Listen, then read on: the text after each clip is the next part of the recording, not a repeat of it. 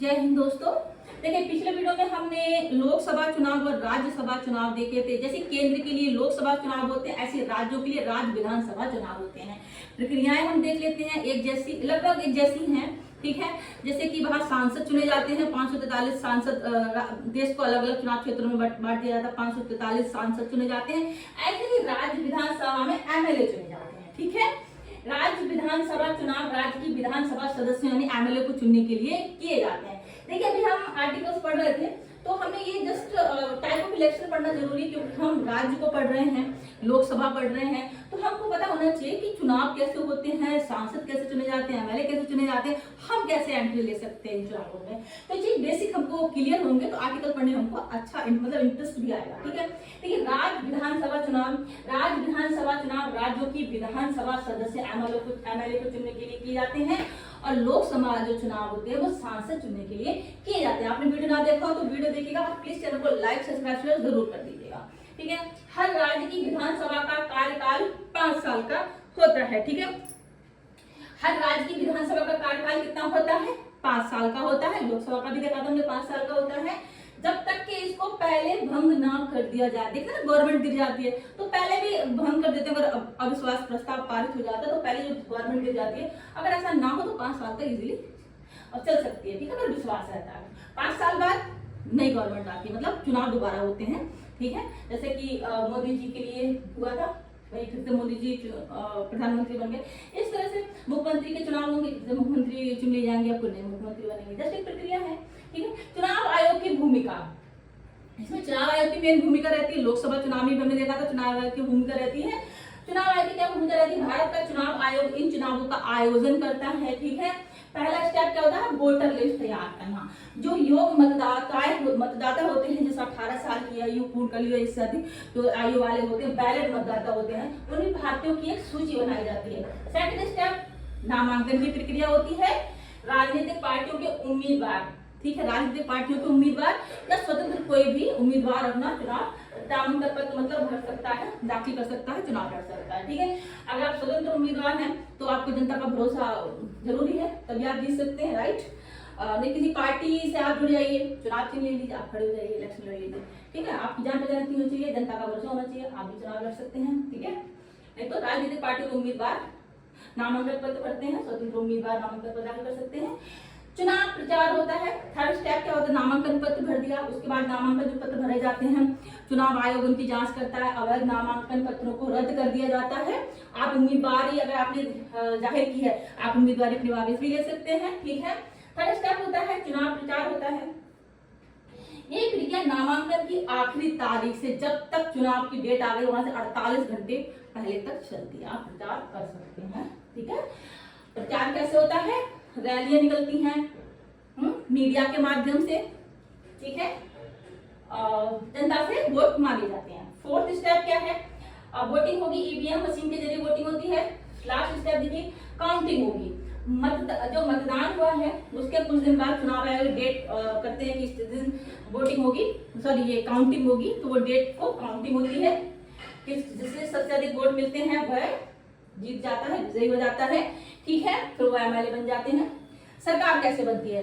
जिस पार्टी को बहुमत मिलता है उसकी सरकार बनती है, वो लोग अपना नेता चुनेंगे, मतलब मुख्यमंत्री बन जाएंगे। जिसको जो पार्टी सबसे अधिक वोट मिलते हैं, विजयी होती है, वो अपना नेता चुनते हैं, जैसे कि अपना नेता चुनेंगे, वो मुख्यमंत्री को बनाएंगे। ठीक है, अगर बहुमत नहीं मिलता है तो गठबंधन की सरकार बनती है। ठीक है, देखिए बहुमत का क्या मतलब है, कितनी सीटें मिलनी चाहिए। ठीक है, एक एग्जाम्पल देखते हैं। देखिए, सरकार बनाने के लिए कितनी सीटें चाहिए? एग्जाम्पल देते हैं हम। अगर माना किसी राज्य में 200 सीटें हैं, ठीक है, तो 200 डिवाइड बाई 2 100 प्लस 1 यानी 101 सीटें चाहिए। ठीक है, ये क्राइटेरिया रहता है, इस तरह से इतनी सीटें चाहिए तो आप गवर्नमेंट बना सकते हैं। नहीं तो फिर गठबंधन, इतना सीटें नहीं मिलती हैं, बहुमत नहीं मिलता है, तो गठबंधन की गवर्नमेंट बनती है। गठबंधन गवर्नमेंट का एक एग्जाम्पल देखते हैं, बिहार चुनाव 2015। यहाँ पे एग्जाम्पल दिया गया है। देखिए, बिहार चुनाव 2015 आरजेडी, जेडीयू और आईएनसी इनसे मिलकर महागठबंधन बोला गया था इसको। ठीक है, 2015 में बना था। स्पष्ट बहुमत किसी पार्टी को नहीं मिला था तो गठबंधन से गवर्नमेंट बनी थी। ठीक है, ये बिहार चुनाव 2015 का example, best example I think. ठीक है, हमने देखा कि सीटें बनाने के लिए, सरकार बनाने के लिए कितनी सीटें चाहिए। माना किसी राज्य में 200 सीटें, उसको डिवाइड करिए 2 से, 100 आएगा प्लस 1 कर दिया, यानी 160 सीटें चाहिए। ठीक है, गॉट इट। तो एक बहुत ही सिंपल प्रक्रिया है कैसे कि राज्य विधानसभा के चुनाव कैसे होते हैं, एमएलए कैसे चुने जाते हैं। ठीक है, अब हमने पिछले राज्य विधानसभा चुनाव देखे थे, यही एमएलए राज्य विधानसभाओं के लिए सदस्य भेजते हैं। ठीक है, इन एमएलए की जान पहचान आपको होनी चाहिए, तो आप राज्यसभा में भी एंट्री ले सकते हैं। पढ़ा था, पिछला वीडियो देखिएगा, समझ में बहुत अच्छे से चीजें क्लियर हो जाएंगी। एक वीडियो जब पढ़ेंगे पिछला, नए वीडियो पढ़ेंगे तो अंडरस्टैंडिंग बहुत अच्छी विकसित हो जाएगी। ठीक है, अब हम देखेंगे राज्य विधानसभा चुनाव हमारा कंप्लीट रहता है। फिर हम देखेंगे नेक्स्ट विधान परिषद चुनाव। ये बहुत ही ज्यादा इंटरेस्टिंग चुनाव रहते हैं, सीधे जनता नहीं चुनती। विधान परिषद के सदस्य सीधे विधान परिषद के सदस्य यानी MLC, member of legislative assembly council. ठीक है, एमएलसी सीधे जनता नहीं चुनती है। ये चुनाव विशेष तरीकों से होते हैं। देखिए कैसे होते हैं, ये यहाँ से आप एंट्री ले सकते हैं। किस तरह से यहाँ पे एक पॉसिबिलिटी बनती है कि आप इजीली एंट्री ले सकते हैं। किस तरह से देखिए समझते हैं। कुल सदस्य संख्या, एक राज्य में विधान परिषद की सदस्य संख्या कितनी होगी? इतनी देखिए, विधान सदस्यों की संख्या की अधिकतम 1/3। इतनी अधिकतम संख्या होगी विधान परिषद में। हर राज्य में विधान परिषद नहीं है, पढ़ा था हमने। ठीक है, देखिए जैसे कि मान लेते हैं उत्तर प्रदेश में 403 सीटें हैं। ठीक है, तो विधान परिषद के लगभग कितने सदस्य होंगे? उसमें 100 सदस्य होंगे। ठीक है, विधान परिषद में विधानसभा की मैक्सिमम 103 सीटें होती है, 1/3। तो मान लिया उत्तर प्रदेश में है 403 सीटें, तो विधान परिषद में लगभग सदस्य कितने होंगे? 100 सदस्य होंगे लगभग। इस तरह से सदस्य रहते हैं। ठीक है, ध्यान में रखिएगा। विधान परिषद के सदस्य कैसे बने, ये बहुत ज्यादा इंपॉर्टेंट है, देख लेते हैं। देखिए किस तरह से सदस्य चुने जाते हैं इसकी। ठीक है, विधायकों द्वारा चुनी गई सीटें। ठीक है, विधायक जो एमएलए होते हैं, एमएलए कोटा होता है, 1/3 सीट एमएलए चुन सकते हैं। अगर आपके एमएलए से अच्छी पकड़ है, जान पहचान है, तो एंट्री कर सकते हैं। इसके लिए आमतौर पर पार्टी का नामांकन और विधायकों का समर्थन जरूरी है। पार्टी का नामांकन और विधायकों का समर्थन जरूरी है, तो आप एंट्री ले सकते हैं। स्थानीय निकाय से चुनी गई सीटें, स्थानीय निकाय ग्राम पंचायत निगम निगम हो गया, 1/3 सीटें यहाँ से जाती हैं। पहले पंचायत या नगर निगम का आपको सदस्य बने। ठीक है, स्थानीय निकाय प्रतिनिधियों के बीच आपकी पहचान और समर्थन होना चाहिए, तो आप एंट्री ले सकते हैं। ठीक है, सदस्य बनना जरूरी है। ग्राम पंचायत या नगर निगम का सदस्य बनिए आप। तो स्थानीय निकाय से इसकी सीटें जाती है 1/3 सीटें विधान परिषद में। ठीक है, स्नातक निर्वाचन क्षेत्र 1/12 सीट।